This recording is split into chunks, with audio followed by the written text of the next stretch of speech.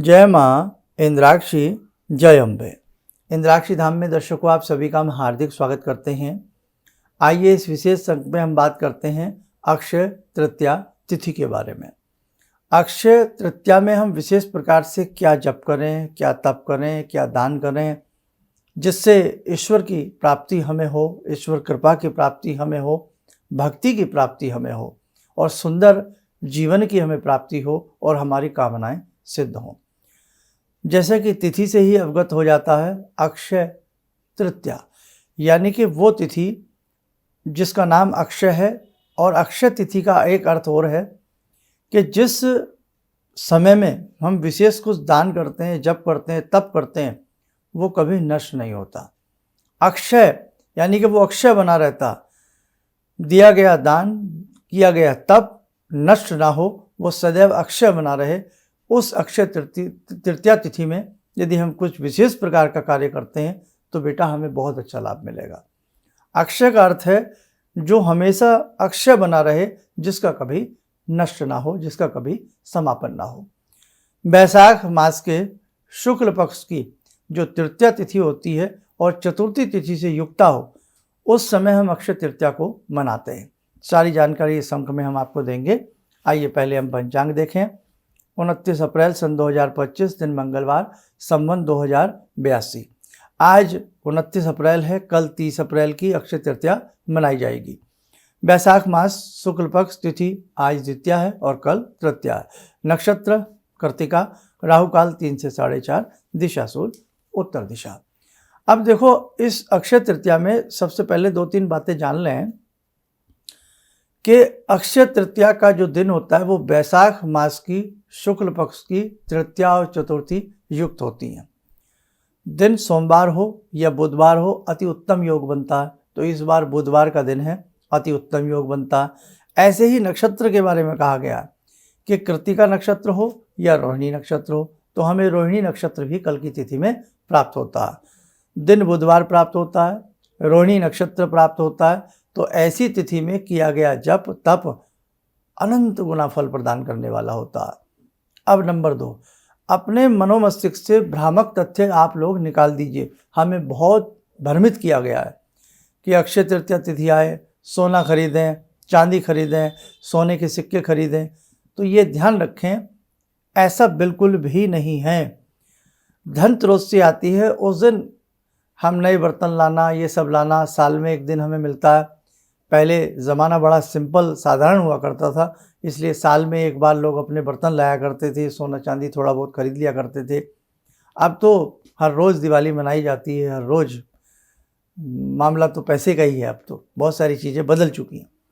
तो इसलिए बेटा ध्यान रखना, अक्षय तृतीया तिथि में सोना चांदी खरीदने से हमें लाभ मिलेगा, ये ऐसा कुछ नहीं है। ये बिल्कुल झूठ है, ये बिल्कुल भ्रामक तथ्य होते हैं। बल्कि अक्षय तृतीया तिथि तो पूजा पाठ के लिए होती है।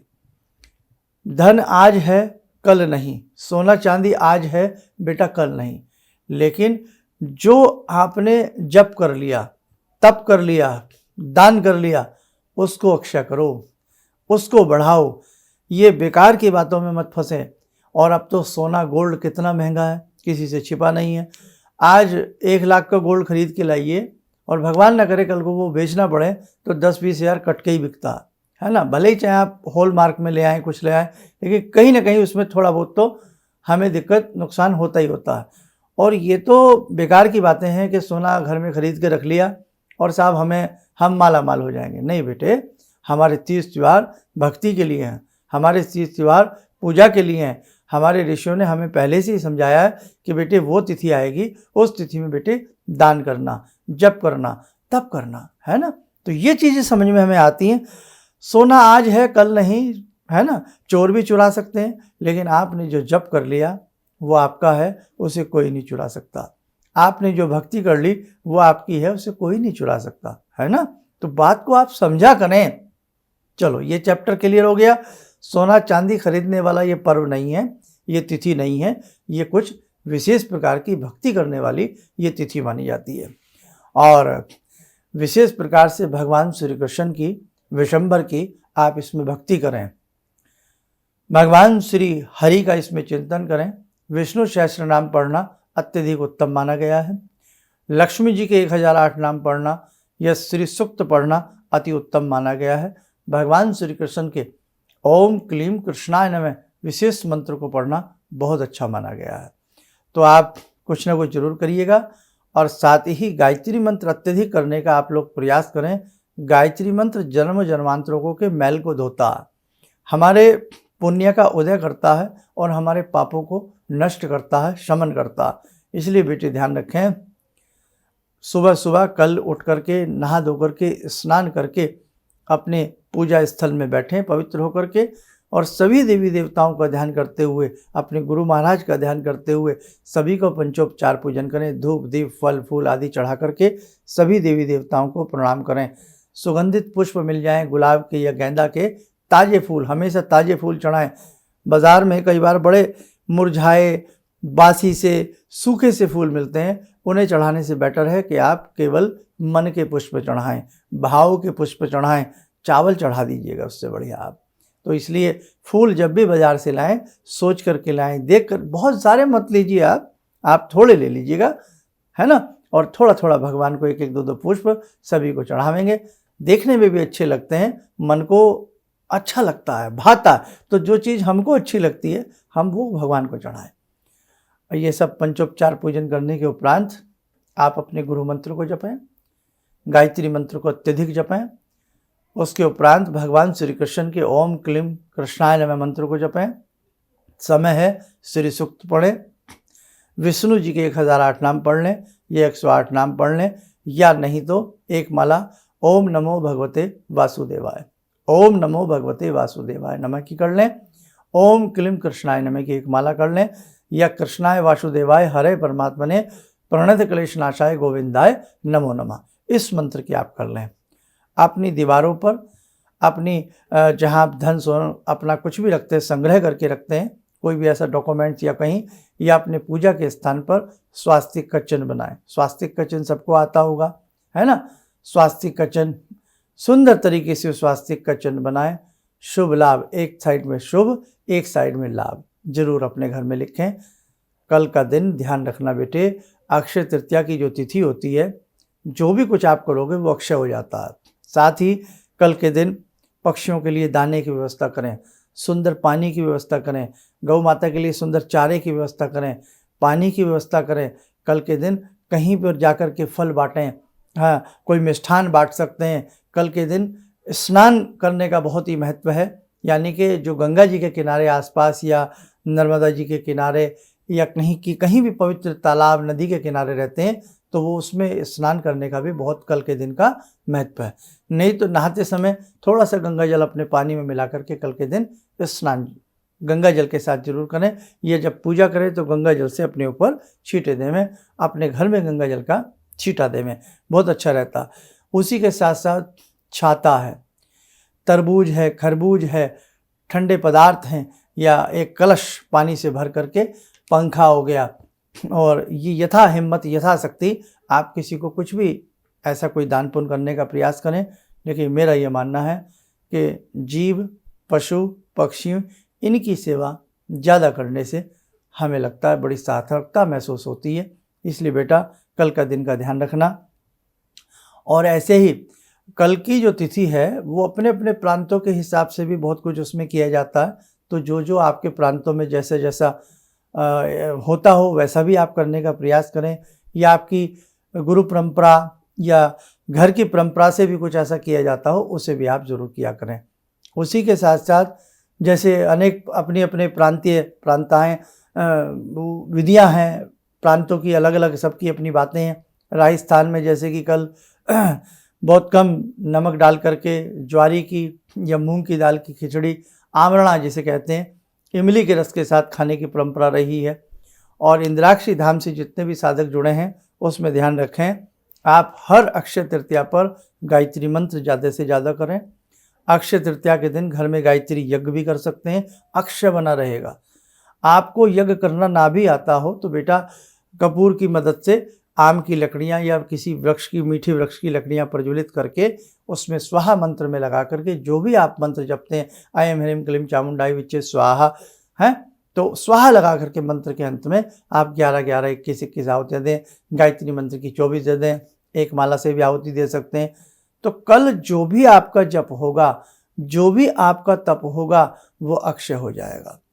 वस्त्र बांटना, आपको लगता है कहीं लोग फुटपाथ पर सोते हैं तो उनके लिए किसी चादर देना, मौसम के हिसाब से जो भी वस्त्र आप दे सकते हो वो देना भी बहुत ही शुभ बनता है। इसी के साथ साथ पितरों के नाम से, पितृगणों के नाम से 1 लोटा जल कल पितरों के नाम से दक्षिण दिशा की तरफ जरूर दे देना। और उसी के साथ साथ पितृ आपके पूर्वज, कई बार परिवार में पता होता है हमारे दादाजी, हमारे नाना जी, ये उनको फल बहुत पसंद था, ये बहुत खाया करते थे, ये मिष्ठान उनका पसंद था, तो उनके नाम से फल मिष्ठान आदि जरूर देवें। अब इंद्राक्षी धाम की तरफ से गायत्री मंत्र करना, सभी भगवानों को तिलक करना, धूप दीप अर्पण करना न भूलें। अब ये परंपरा जो इंद्राक्षी धाम से जुड़े हैं, जो दीक्षित हैं, उनको हम परंपरागत बता रहे हैं, तो वो इस परंपरा से जुड़ जाएं। और हर अक्षय तृतीया पर अपने घर में स्वास्तिक के कम से कम 5 चिन्ह जरूर बनावें। अपने पूजा दरबार में 2 चिन्ह बना लें, एक तरफ शुभ लिख लें, जैसे एक चिन्ह आपने बनाया, एक तरफ शुभ एक तरफ लाभ, फिर दूसरा चिन्ह बनाया स्वास्तिक का, एक तरफ शुभ एक तरफ लाभ, है ना, तो 2 हो गए। ऐसे कहीं अपने गुल्ला लोकर तिजोरी में भी आप स्वास्तिक बना लें, हल्का सा शुभ लाभ लिख लें। लिखे किससे? सिंदूर से लिख लें, कोई कलम से लिख लें, या अनामिका उंगली से आप लिख लें। तो ये सब बातें आप ध्यान रखें। कल के दिन घर में बना स्वास्तिक सभी परिवारों को स्वस्थ रखता है, घर के अंदर शुभकामनाएं होती हैं, मंगल कामनाएं होती हैं। स्वास्तिक के अंदर भगवान श्री गणपति गजानन विराजते हैं, विघ्नों के विनाशक हैं भगवान श्री गणपति, है ना। अब उल्टी चाल चल रही है कि ना पूजा करना, ना पाठ करना, ना किसी की मदद करना, बस बाजार में जाओ, सोने चांदी की दुकान पे जाओ, सिक्का खरीद के ले आओ, बन जाओ राजा जी, बस कल्याण हो गया। अब तुम सोना खरीद लाए, एक गिन्नी खरीद लाए, कल्याण हो गया। अपने कल्याण की बात हम सोचें, हम समस्त संसार के कल्याण की बात सोचें।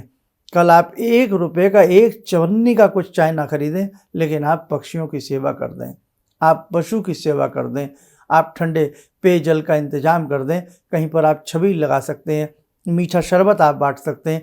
मानवता की जो बातें आती हैं, कल उस टाइप से कुछ कर दें, तब समझ लेना कि आपने आज जो शुभ कर्म किया है वो अक्षय हो गया है, वो कभी मिटेगा नहीं, वो कभी मरेगा नहीं, वो कभी नष्ट नहीं होगा। क्यों?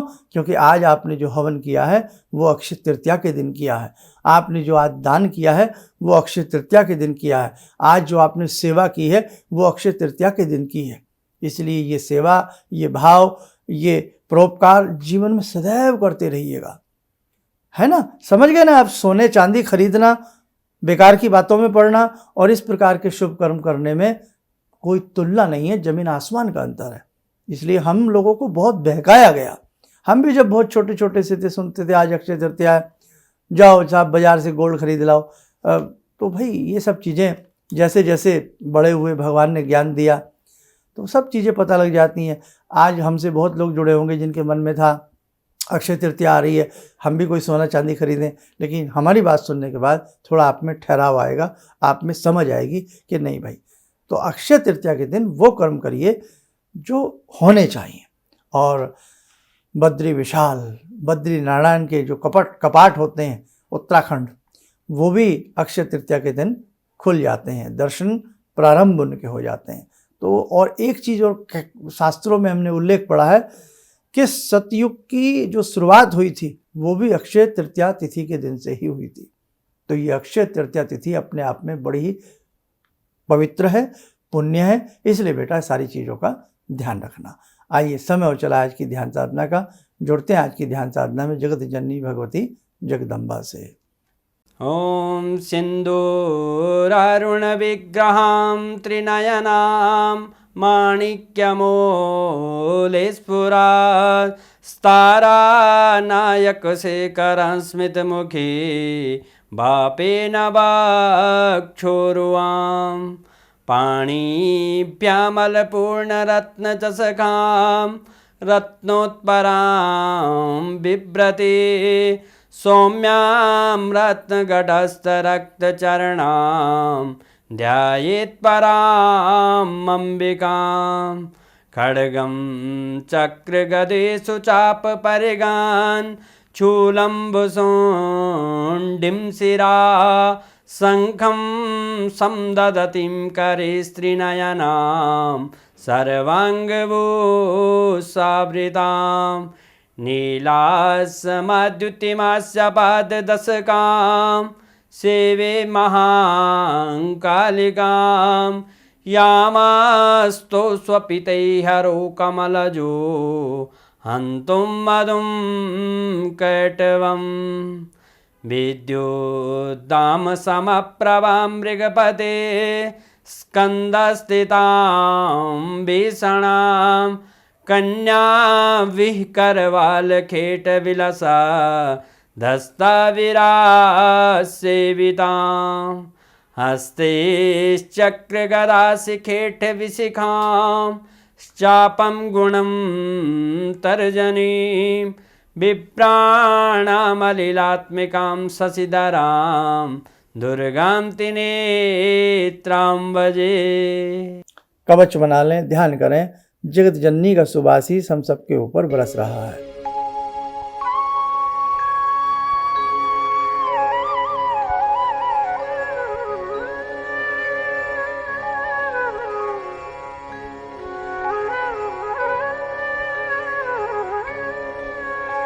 ओम बोलते हुए नेत्र खोलें, सामान्य हो जाए। बाकी साधकों, कल सुबह का भी कार्यक्रम सुन लेना अक्षय तृतीया का, उसमें हो सकता है कोई एक दो बात नहीं समझ में आवे। हमारा सुबह 7 बजे कार्यक्रम आता है, हमारे नाम से चैनल है, एक इंद्राक्षी माता के नाम से चैनल है, साथ में हमारा फेसबुक पेज है और एक हमारा व्हाट्सएप चैनल है। सारी चीज़ों पर आप लोग जुड़े रहिएगा, ठीक है। चलिएगा, आप सब लोग स्वस्थ रहें, सुखी रहें। इन्हीं शुभकामनाओं के साथ हम अपनी वाणी को विराम देते हैं। जय जय अम्बे। गुरु जी से मैं तब से जुड़ा हूँ जब से वो एक चैनल आती थी P7, उसी से मैं जुड़ा हुआ। और गुरुदेव से हमारी जब मुलाकात हुई तो मैं आश्चर्यचकित रह गया जब उन्होंने हमसे बताया कि आपके साथ ऐसे ऐसे हुई। तो मैं इतना आश्चर्य हो गया कि इन्हें कैसे मालूम, और इतना बढ़िया इन्होंने बताया जिसके वजह से मैं आज तक उनसे प्रभावित हूँ।